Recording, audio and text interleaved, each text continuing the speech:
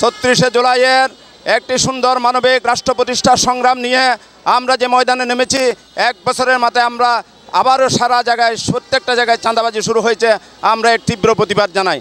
আজকে জামায়াত ইসলামের কেন্দ্রীয় কর্মসূচির আলোকে আমরা এই প্রতিবাদের মাধ্যমে মিছিল করেছি।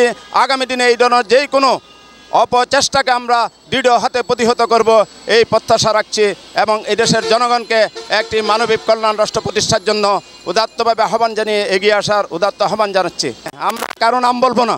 আমরা যারা চাঁদাবাজি করে তাদের কোনো দল নাই, মত নাই, এবং চাঁদপুরের মসজিদের ইমামকে যেভাবে মেরেছে শুধুমাত্র মতের বিপরীত কথা বলার কারণে, এইভাবে বাংলাদেশের প্রত্যেকটা ডিস্ট্রিক্টে প্রত্যেকটা জায়গায় যেভাবে চাঁদাবাজি হচ্ছে, আজকের সামাজিক যোগাযোগের মধ্য দিয়ে আমরা এই জিনিসগুলো আমাদের হাতে পাই। সেই জন্য আমরা এগুলোর জন্য তীব্র প্রতিবাদ জানাই। আমরা মাত্র শুরু করেছি।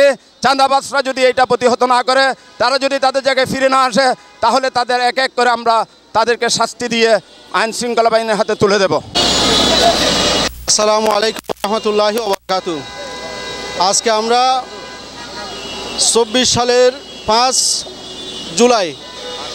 5 আগস্ট যে আন্দোলনের মাধ্যমে বাংলাদেশ থেকে ফ্যাসিস্ট সরকার বিদায় নিয়েছিল, যেই চিন্তা চেতনার আলোকে বিদায় নিয়েছিল, সেই চিন্তা চেতনার বিপরীতে আজকে সারা বাংলাদেশে নৃশংসভাবে কার্যক্রম যে হার বাড়িয়ে দিয়েছে, এটা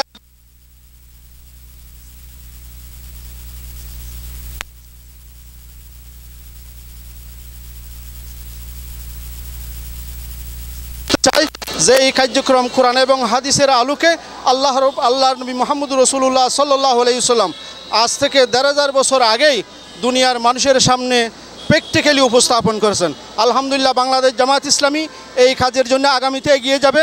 সারা দেশের সাধারণ মানুষকে হাতে নিয়ে মানুষকে সচেতনতার মাধ্যমে এই কার্যক্রম এগিয়ে নিয়ে যাবে, এই প্রত্যাশা এবং সকলের কাছে অনুরোধ এই কর্মকাণ্ডে শরীক হওয়ার জন্য।